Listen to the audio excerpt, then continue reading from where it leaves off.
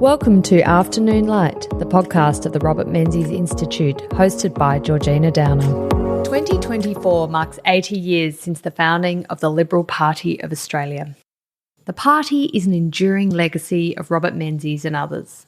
Today's episode of Afternoon Light forms part of a special 10-part series to commemorate this 80th anniversary. Each of the 10 episodes will feature an author from our upcoming book on the founding of the Liberal Party, Unity in Autonomy. The book will be available from Connor Court and the Robert Menzies Institute's website in October this year. The state of Victoria was once called the jewel in the Liberal crown.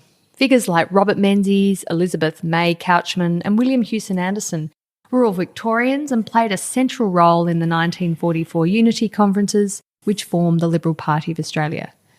Joining me to discuss the founding of the Liberal Party in Victoria is historian Dr. Stephen Wilks. Welcome once again to Afternoon Light. Welcome, Regina. I'm delighted to be here and thank you for this opportunity. Oh, no, it's wonderful to have you back in Melbourne and joining us again on the podcast.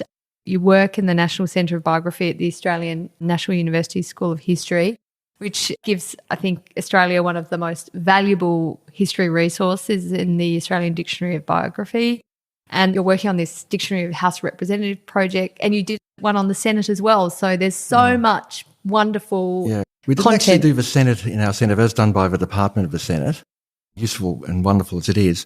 And we've pretty well finished, at least until further notice, the House of Reps thing. We've got a book published out of it on deputy speakers and clerks of the House of Reps. That's right, yeah. Well, fabulous resources for political historians or people interested in political history.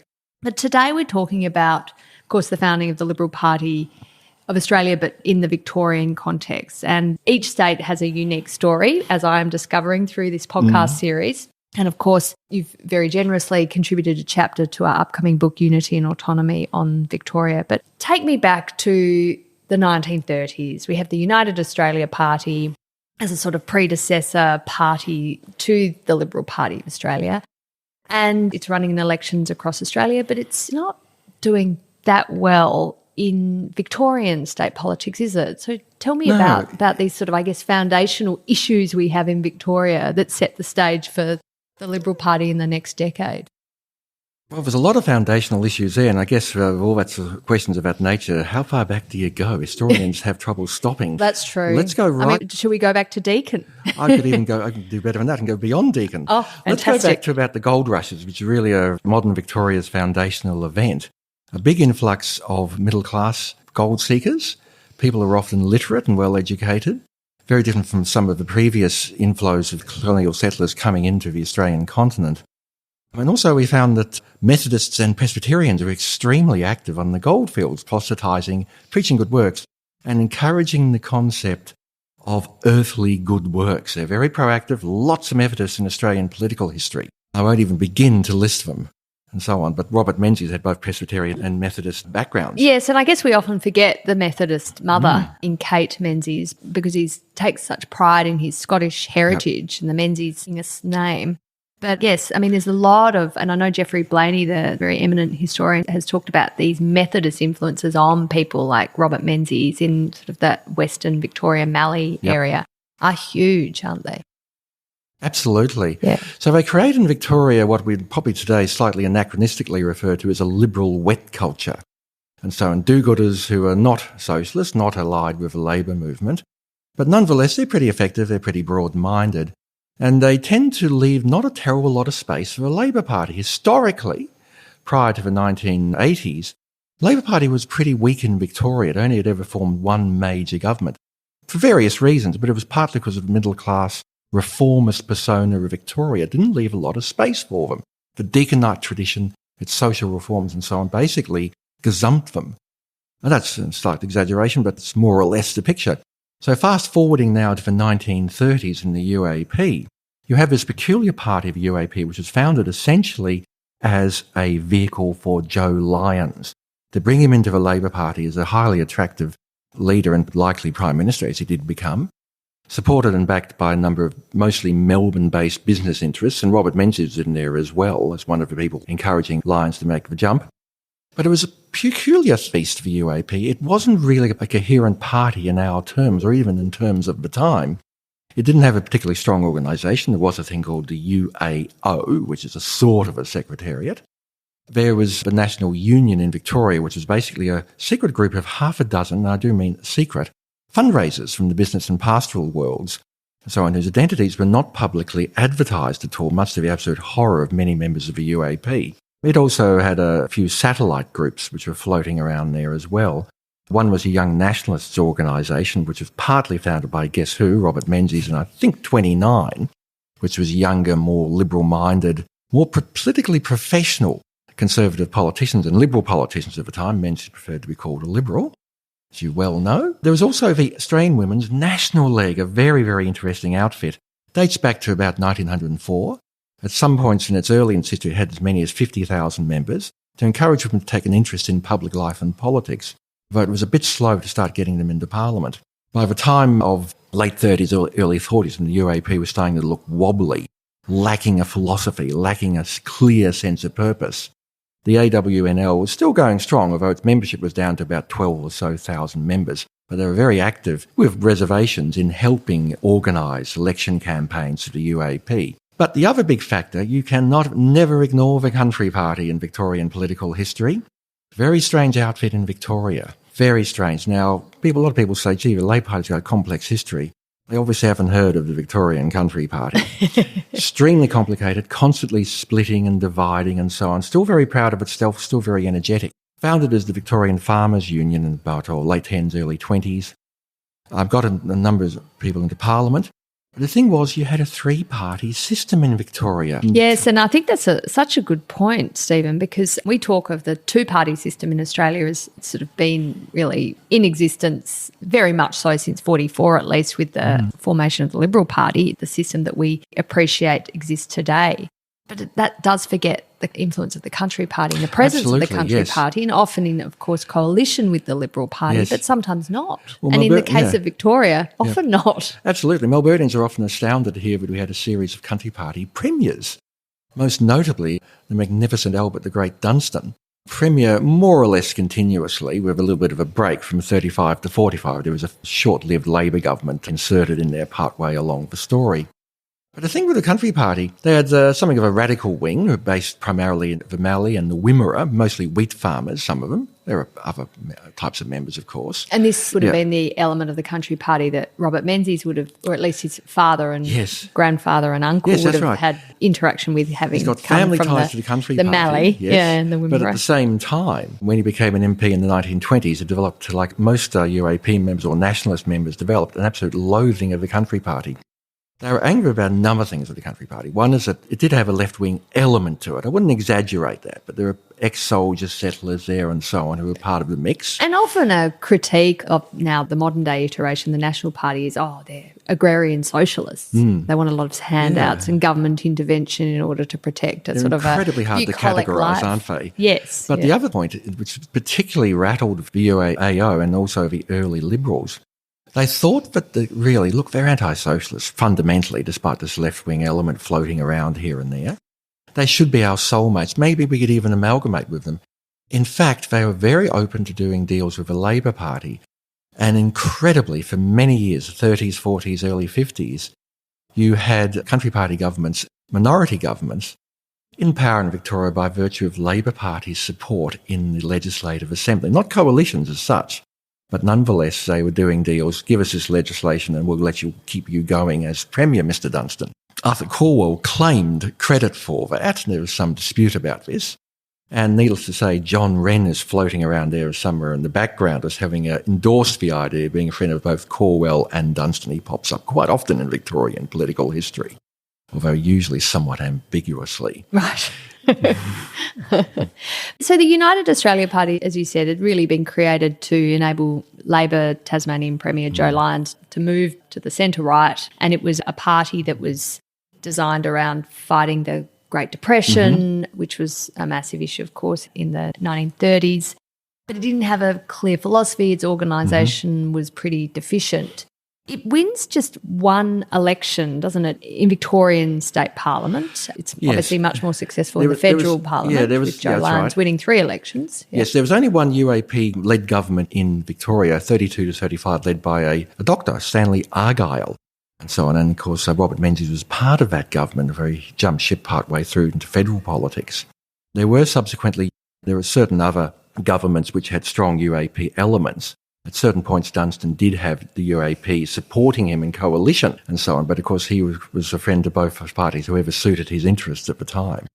Surprisingly, though, they didn't do that badly federally in Victoria in 43.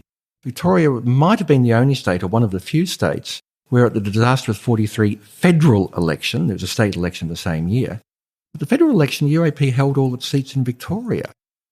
That is amazing, because the UAP, I think, only wins 14 seats to Labor's 49 in the 43 election, federal election. But something was working for them, at least in Victoria, to hold all their seats. And, of course, Enid Lyons wins in 43, first female elected to the House of Representatives, and she wins under the UAP banner. Yeah, I can't remember the exact figures for those elections, but I know there was a state election a few months before in 43. They lost a few seats then. So maybe people felt that was enough punishment. On the other hand, maybe they were a bit sick of Dunstan. There was a state element leaking into federal. And also, of course, Victoria, again, is always, at that time, was basically the home of the Liberal Wets, who were quite strong. So the UAP had a little bit of a head start in Victoria. So tell me what was happening then with the moves to the Unity Conference in 44. I mean, obviously Robert Menzies is a Victorian-based federal MP representing the seat of Kooyong, very instrumental in the moves towards the Unity Conferences. But if the UAP had done quite well federally, was there some pushback towards establishing a new political party by some elements? There was certainly some pushback by vested interests within the UAP, who still wanted a bit of quite a say. But I think overall political opinion was that the UAP had its day, even in Victoria. There are a number of factors floating around there. One, a very, very important one, was the sense that the UAP stood for nothing. And it also failed to educate its members. It wasn't a mass membership party like the Liberals aspired to be. And it was felt it was failing to educate the electorate. Really, its long-term future was not good. Menzies itself said it was just a ragtag of disparate bodies just moving vaguely in the same direction, hardly a unified entity at all, if at all. But there was also a concern building in Victoria and Australia generally about what plans did the Curtin and Chifley governments have for the nation. There was a very strong perception building up from about 43 or so that Curtin, and with Chifley's help, his eventual successor, were going to re-engineer a centrally planned, socialist-oriented nation. Now, I'll set aside to what extent those fears were well-based. They had some grounding. They may have been overblown a little, but they certainly had some grounding here and there, particularly as Curtin called in 44 a referendum to greatly enhance federal powers. So would be able to implement a post-war reconstruction program according to its own precepts. They felt the opponents in Victoria, Victorian middle class, Victorian business world thought, this man, this government, this party is going to try and re-engineer the nation. The UAP is not up to opposing this. It's too disparate. It doesn't have a professional organisation. It doesn't have a mass membership, and it doesn't have a clear driving philosophy. It was essentially a vehicle for Joe Lyons and a few friends of his. One of your other co-authors in the Unity in Autonomy book, Andrew Kemp, he claims that Ben Chifley actually really makes the Liberal Party of Australia because of the bank nationalisation issue in 47 and obviously leading up to 49 and the eventual win of the Liberal Party for the first time at that election. How much did the Powers referendum really inspire the movement towards the Unity conferences? It was very, very important. From 43 onwards, as it became clear that the Commonwealth government was looking to retain its wartime powers into peacetime, there was this blossoming of anti-Labor little bodies. Not people going to the UAP and said, let's work with the UAP and strengthen the established party. They gave up on the UAP typically. Now, there are several of these, but I'll just mention the 2 or 3 most prominent ones. One is the Institute of Public Affairs. Yeah, that exists to this day. And still going strong in Victoria. Yeah. It was not part of the UAP. It was not part of the Liberal Party, though it was associated with them. It was founded, I understand, by the Victorian Chamber of Commerce and funded by business interests. Its job was to provide an intellectual challenge to socialism, which it did extremely well. its leading light being its economics advisor, C.D. Kemp. The name Kemp pops up a lot. Yes, who's the father history. of Robert Menzies Institute board member David Kemp. So they provided intellectual oomph, although they were not, strictly speaking, did say we are not party political. Well, yeah, sort of. But other little parties, more conventional parties popping up. There was one called the Services and Citizens Party, which was founded or partly founded by W.H. Anderson. We briefly mentioned earlier William Hume Anderson, a corporate accountant and company director, a bit of an intellectual figure in a sense. He was very, very concerned by the potential socialist future of Australia. Got to do something about established little party which ran at the 43 elections without much success. There are other little entities floating around of various degrees of significance. There is, the YNO is still there, a young nationalist organisation, which changed its name to the Nationalist Party late in the day. You also had the Australian Constitutional League, which was a bit of a hybrid of the Services and Citizens Party and the IPA to try and fight the 44 election, but it was, strictly speaking, an identifiably separate entity. You also had some odd little ones, the Kooyong Citizens Association, which basically was to help Menzies out in his electorate. Yeah. And a weird little creature. Did he have a strong connection with the Kooyong Citizens Association? I believe he did. He could not otherwise have. I understand it fairly. My impression of them is, I haven't researched them fully, so they seem to have been pretty low-key, just helping him out locally. And I cannot resist mentioning, before we get on to a biggie, the Women's National League again, a curious little creature in the undergrowth called the Middle Class Party, which did not turn up at any of the Liberal Party foundational conferences, founded, it appears, by the Bank Officers Association, magnificently open in its title, which I think a few Liberals would have cringed at, because the early Liberals very much wanted to say we're not class-based in any way, shape or form. But this was overtly calling itself middle-class party. Yeah, not a particularly significant outfit as far as I can see, but I cannot resist mentioning the middle-class party. It's good to, but good to cover them all. The big deal also is the Australian Women's National League, which is out there, which Menzies courted successfully. Yes, and led by May Couchman, of course. Elizabeth May Couchman, quite a figure. Died at the age of 106. When I saw that in the ADB, I thought maybe we've got a misprint there. No, it's quite real. Yes, quite incredible. I mean, Menzies cites William Houston Anderson of the Services and Citizen Party fame and May Couchman of Australian Women's National League as the two figures who were essential to the Unity Conference's success. So these were the absolute critical figures. Victoria had an outsized representation at the Canberra and Albury conferences. Yes, that's right. Why do you think that was? Was it because of Menzies' influence? Or? There's several possibilities. One is, as I said, is the aforesaid reference to the fact that there was a liberal wet culture, and so they were naturally drawn to this prospect of a liberal party as against a conservative party, a point Menzies was at pains to make. Partly historical because of individuals who happened to be there. So you've got May Couchman of the AWNL. You've got Anderson, who was originally from Sydney, incidentally, but ended up in Melbourne working for Shell. And you've got Kemp and the IPA, so you had a nice little congruence there of outstanding individuals and organisations. I think in Victoria also they might have been a little bit miffed at the power of the Country Party and the inability of the UAP to really deal with the Country Party, which did have quite a distorting effect. One thing I mustn't forget to mention about the Country Party, there was a massive problem in Victoria from the 20s to the 50s of malapportionment of legislative assembly seats, which favoured the Country Party. Right. Considerable anger.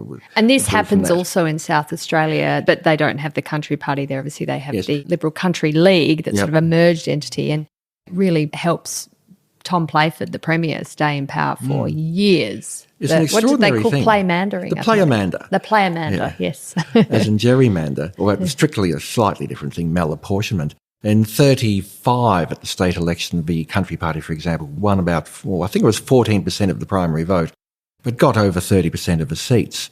Their proportion of the seats in the lower house actually increased into mid-40s. I think it reached about 40% of the Legislative Assembly.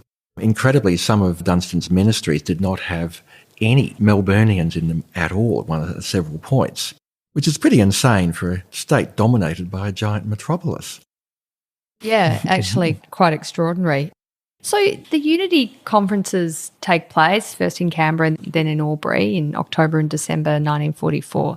5 of the 12 federal parliamentary representatives were Victorians and 7 of the 18 organisations were Victorian-based. You could assume then, or at least suppose, that the outcome of the conference favoured the will of the Victorian delegates. They were certainly influential. These wet Liberals, as you say. Yes, then they certainly segregate neatly with Menzies wanting to establish a Liberal Party, not a Conservative Party. I would also note the influence of the IPA. The IPA turned up as observers only at the Canberra conference. But Kemp was well and truly there, very influential. He was significant working with Anderson on the Victorian platform, for example. He was a great generator of ideas. It's really remarkable to note the first platform of the Victorian Liberals, which came out, I think it was October 45 at their second council, had some extraordinary stuff in it, which I'm really thinking, is this just a draft or am I reading the wrong Labor Party document by mistake? They were overtly Keynesian and said, let's have deficit financing when this economy is going down. They also had a big plug there for profit and bonus sharing between employers and employees. Interesting. Indeed. Wow. Okay, there you go. And that was what, out of the IPA's policy book? That's right. There was a 1944 manifesto, if I can use not quite the right term, but it'll do, from the IPA called Looking Forward. Yes. Which had, and I checked it against the platform of the Victorian Liberals, and lo and behold, deficit Keynesian type finance and profit sharing pop up in both. Well, it's the economic fashion of the day, of course, in the 1940s, and you have to wait a few more years to get Milton Friedman and those sorts of ideas filtering through to Australia. Absolutely. It was considered to be very, very modern and very with it. Before we get on to some of the, I think, extremely interesting ways the Victorian Liberals worked through policy development, can you tell me about how the Victorian division of the Liberal Party, because it is a federal system, how it ended up being structured out of the unity conferences? Because that's unique in itself too, quite different and much more, I guess perhaps you would say, wet Liberal. There's a lot more sort of equality between the sexes and also between the regions and the metropolitan There's areas. a lot of interesting stuff going on here. Yes. Where do I start? I'll start by just pointing out that despite the conferences called unity conferences, nonetheless there was an important principle of considerable autonomy for the new nascent state divisions. That's the first thing. So they're pretty well on their own to sort their own little problems out. They established an interim state executive and an interim council which met in June 45. But along the way, they decided on some important things. First of all, the state council was meet every 4 months, which gave it a considerably higher profile than, I believe in New South Wales it was a yearly thing at the time. It may still be, I don't know. But they also made an extremely strong overture, successful in the end, to bring the AWNL not only as an ally, but to incorporate it into the Liberal Party, to make it part of the party. AWNL was no longer to exist to be part of the party. Couchman was very, very keen on this. Menzies was very keen on that for various reasons.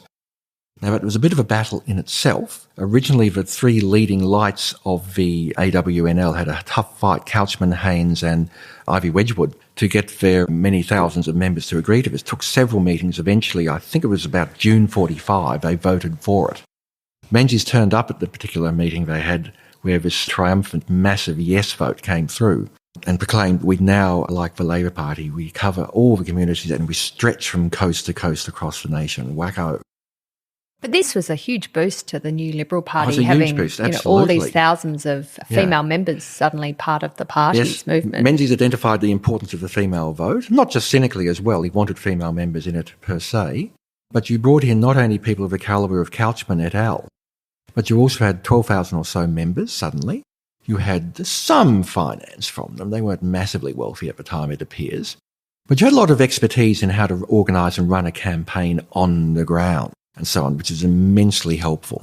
There was, I should add, just a tiny little splinter group which hung around on the edges for several years of pestering Menzies with letters saying, we're still the AWNL, come and say hello to us, which he genuinely was affronted by and refused to have anything to do with. Right. A huge, I might add also a minor thing, but one which was noted at the time, the AWNL had rather plush offices in the Howie Court building in Collins Street, almost next door to the current Manchester Unity building, and it was where the state executive just loved to hold its meetings or to have meet and greets with visitors. Oh, a nice little side benefit. So the state executive, I understand, comprised of 15 male and 15 female elected members, plus the divisional president and 4 vice presidents and a treasurer.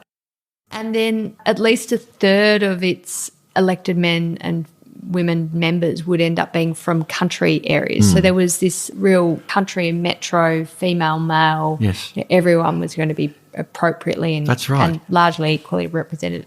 William Houston Anderson is elected the first state president with 2 male and 2 female vice presidents. Yes. Does he have a real influence then on the developing culture of this new Victorian Liberal Party? Yes, I think he does. First and foremost, as you've just touched on, he and others went along with the AWNL in establishing admittedly somewhat nominal gender equality in the party.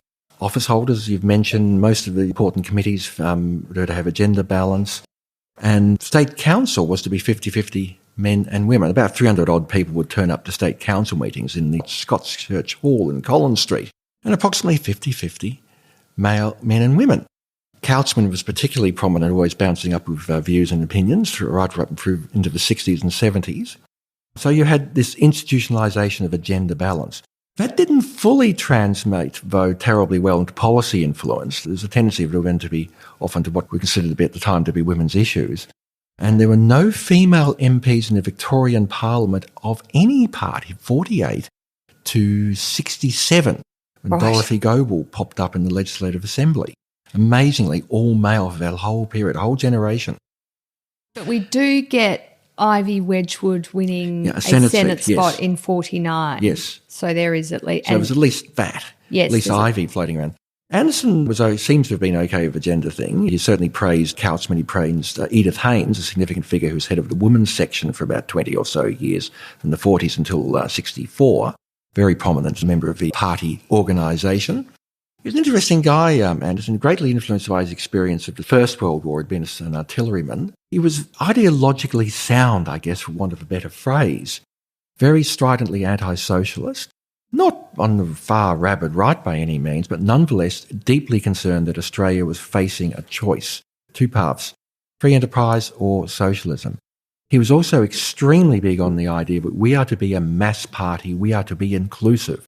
Men, women, employers, employees, the country, everyone, young, old. We are not class-based. We are not like the Labor Party, which is the working man's, emphasis on that second word there, party, where everyone, the whole lot was the phrase he used. He was very, very proud of this.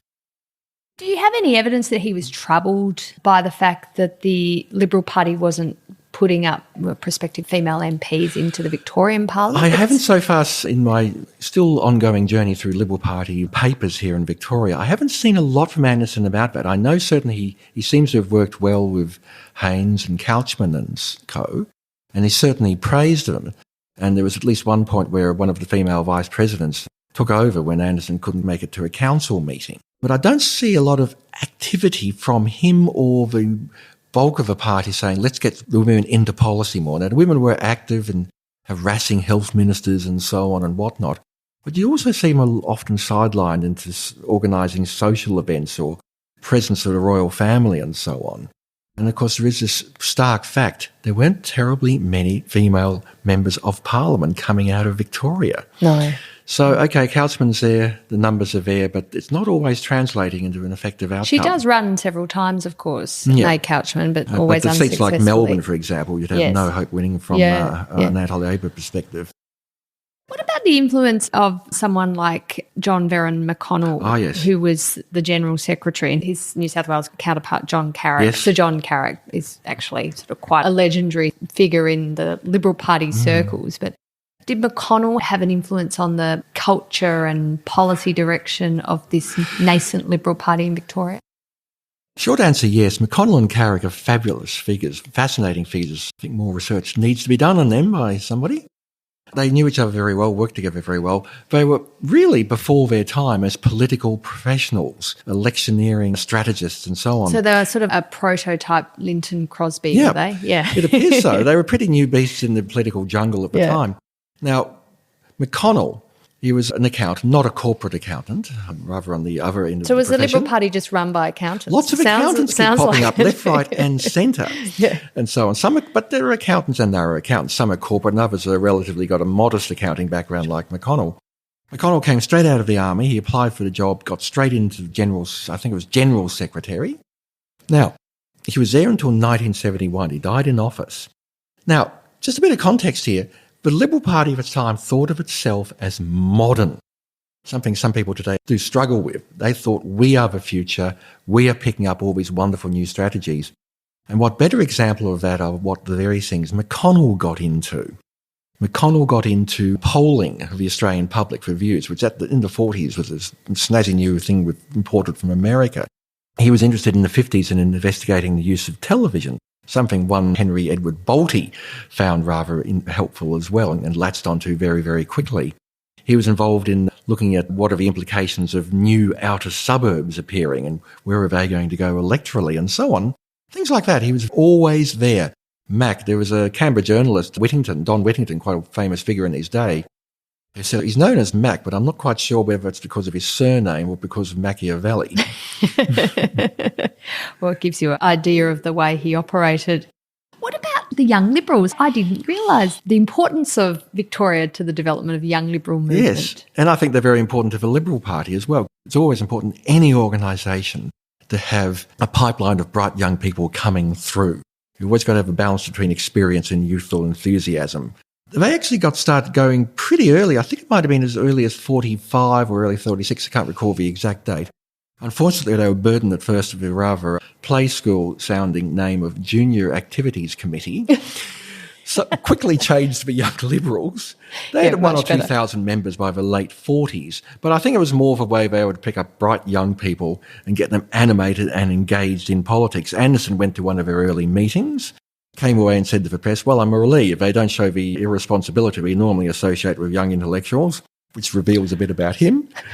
And they produced some pretty good people. Andrew Peacock was one famous Young Liberals prominent figure. In fact, so much of the Liberal Party's significant figures of the 60s and 70s came from the Young Libs. Another interesting one is Senator Alan Misson, the ultimate Liberal wet. He did blot his copybook a little in the early 50s over measures against the Communist Party, where other Young Liberals, or some of them, actually did rally to him. So they were great for creating a pipeline of people into mainstream politics.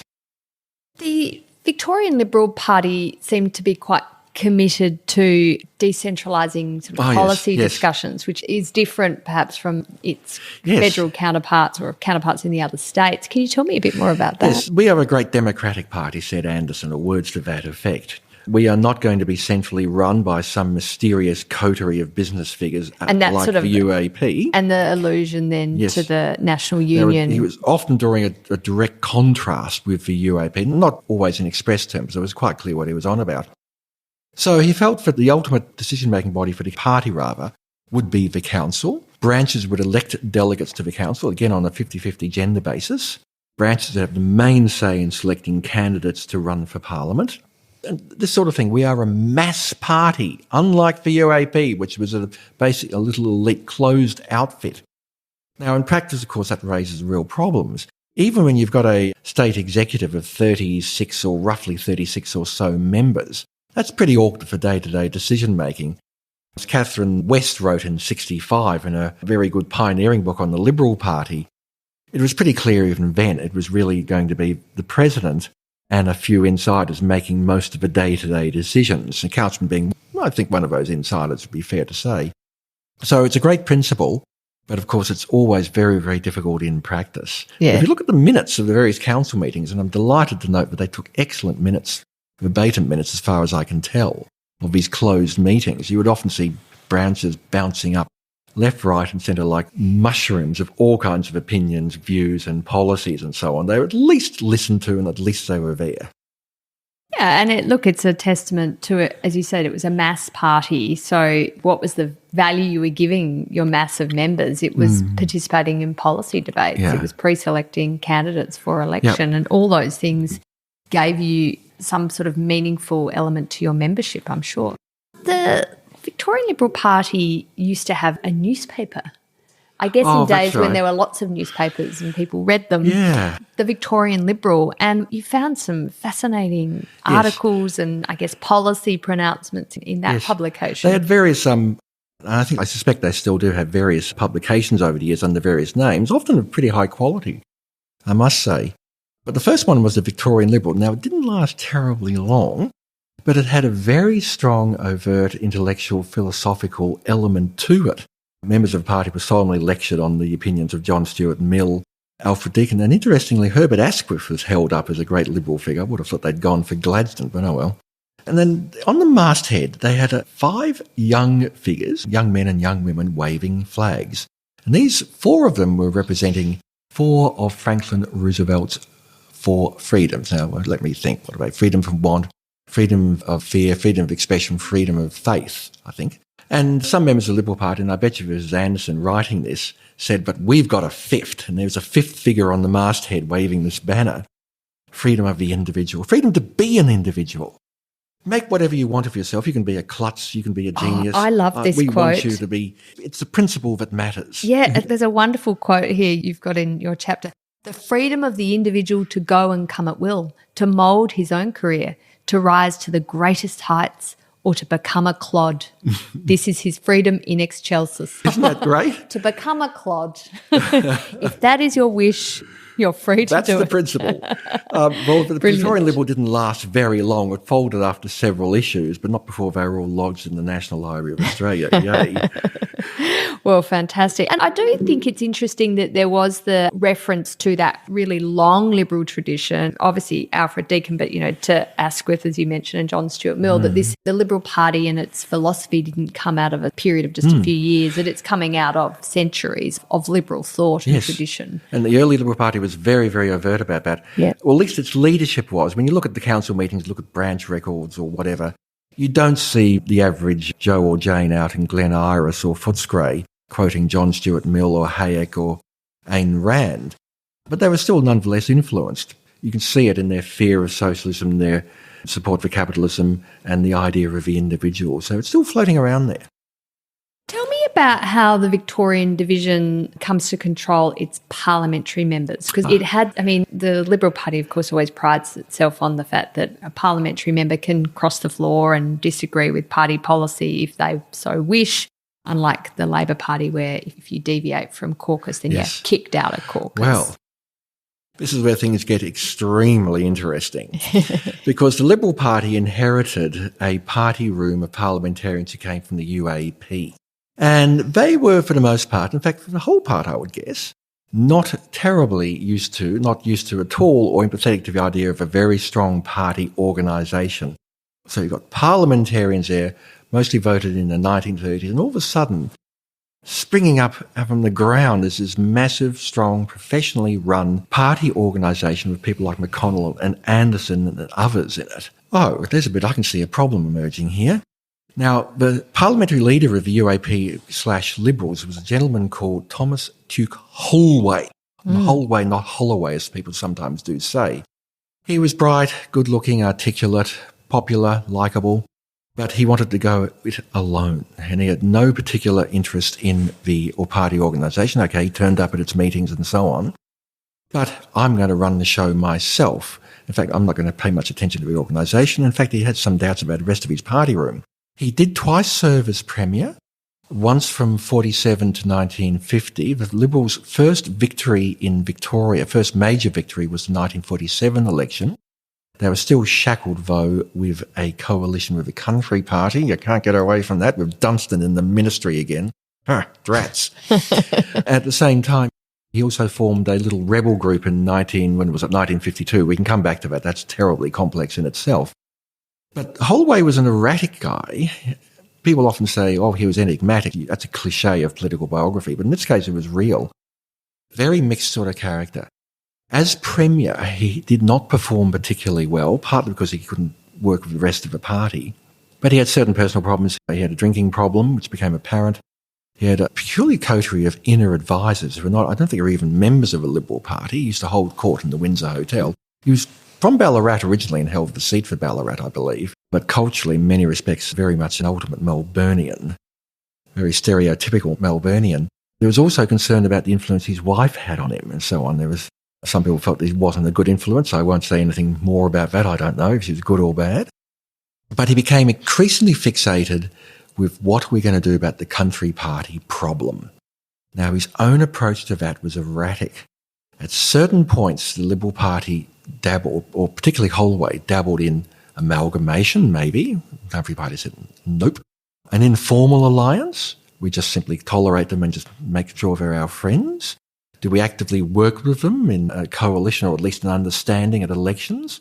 Or do we try and fight them directly, which segued, in Holway's case in particular, into doing a deal with, wait for it, shock horror, the Labor Party. To destroy sort the Country Party out. Yeah. Holway was such a loose cannon. He was personally, some respects this is to his merit, he was very friendly with a number of senior members of Trades Hall and with the Labor Party and with John Cain Sr. Incidentally, he appears to have been a very likeable, friendly sort of guy. Henry Bolte was terribly friendly with him and said he got a lot of good advice from him as a new premier. But they conspired on and off to get together in the Legislative Assembly and completely overhaul the electoral system. Now, there was an attempt at this in 1945, which fell over when Holway went a bit weak at the knees and changed his mind, leaving some of his other colleagues in the Liberal Party high and dry who'd gone ahead working with Labor. Again, a very complicated story there. It was in the run-up to the 1945 election, which the Liberals did not do particularly well at. They won in 1947, sort of lost in 1950, though it was really because the Country Party did another deal with the Labor Party and vice versa.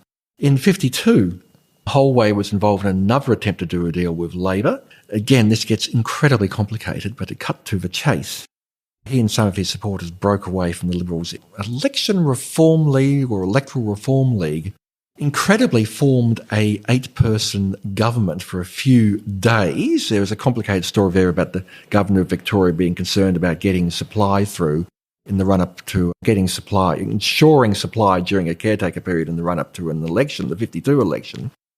Holway thought, wacko, my big chance now, I can work with Labor, we can rush through electoral reform, to the Country Party. Didn't work out. He was tossed out by the Legislative Assembly a few days later. Election occurred, 1952. Labor won its first majority government in Victoria. And they brought in the electoral strategy which Holway had been pushing, known as 2-for-1. You see this again and again in the press of the time. 2-for-1 was the big issue. Essentially saying we're going to attach the Victorian electoral system in the lower house to the federal House of Representatives. And every federal seat in Victoria at state level will recognise that as 2 state seats. You'd split them similar to the Tasmanian system. A bit like that, yeah. but it wasn't quite Hare-Clark. No. They're going to be, as I understand it, they were going to be split. There'd be 2 seats corresponding to each federal seat. Some Liberals have supported that. William W.H. Anderson did it first. But one of his distant successors as president, a very significant figure called John Muir, guess what, Anderson, no relation whatsoever, objected to it. And eventually, after a lot of trials and tribulations, resulted in Holway not only losing the leadership, but being tossed out of the party in 1953.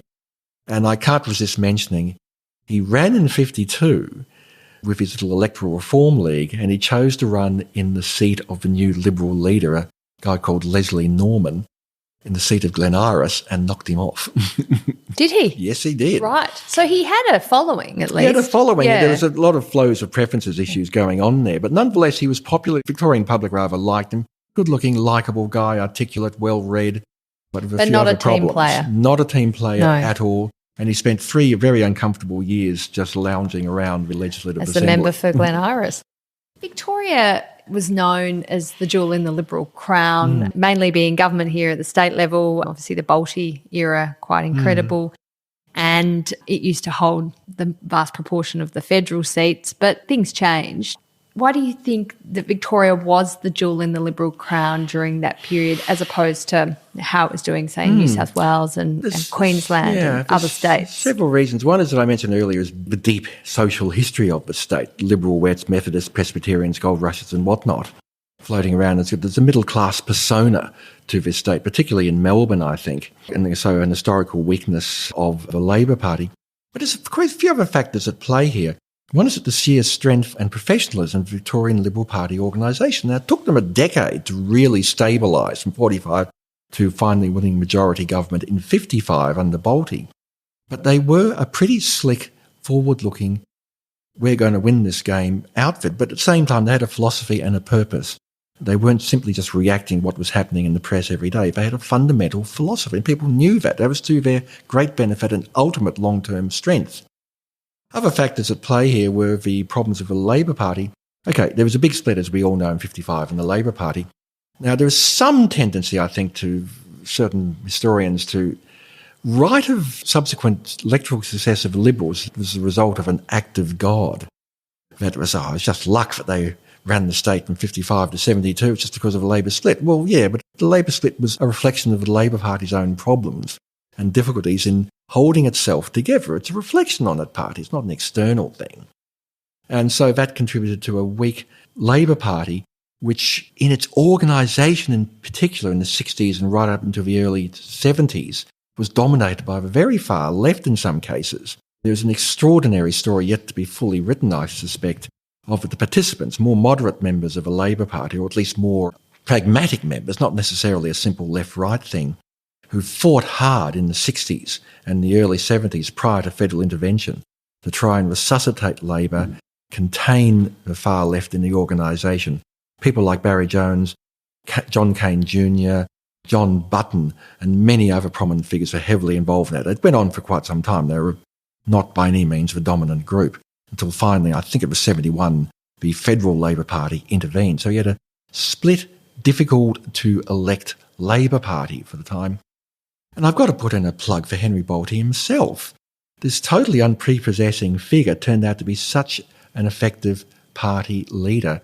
J. M. Anderson said, "He is such a bloody great difference from Holway. He's prepared to talk to us. He's prepared to learn. Yeah. He knows what he doesn't know. He talks, thinks and listens," and so on. When he became Premier in 55, it was widely expected it wouldn't last that long. They had a very narrow majority. And he'd knocked off this venerable Labor Party figure and well-liked figure, John Cain Sr. But he had a majority, he functioned very well, and he was seen at the time as the great reforming Premier. Do not adjust your set. That's not the image he has today. For quite a few years, late 50s, early 60s, he was the guy who was making up for decades of weak, often country party-led governments from the 20s right up to the mid-50s. He was a tremendous asset to the Liberals.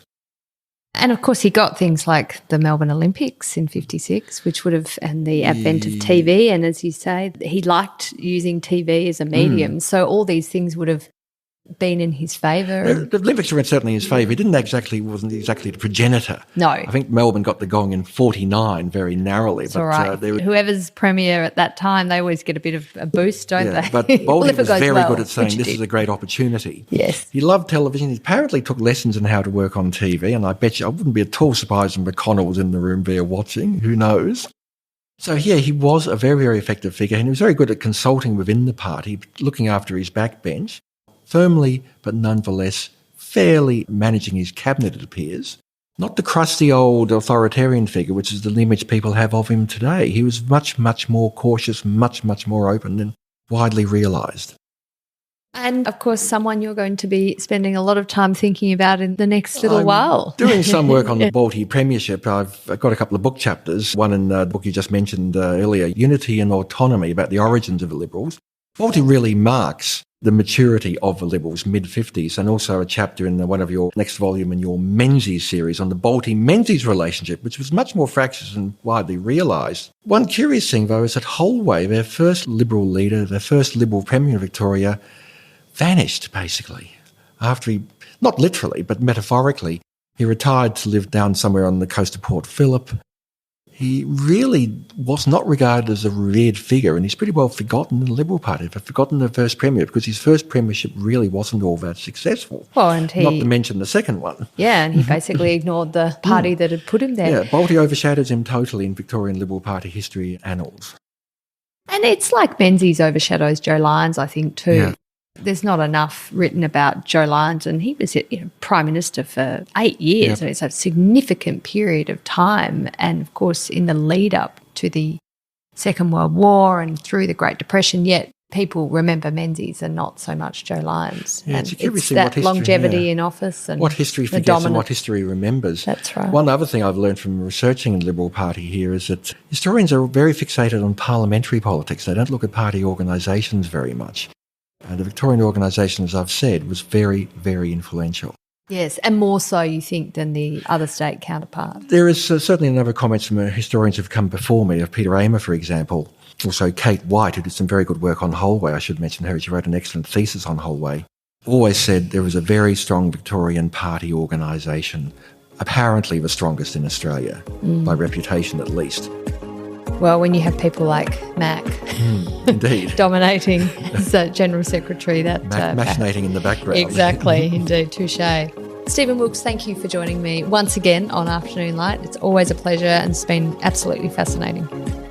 Okay, well, thank you so much. It's always good to be here. That's it for this week's episode of Afternoon Light, the podcast of the Robert Menzies Institute. Please make sure to subscribe and catch up on our latest online content on our website or on Twitter, LinkedIn or Facebook.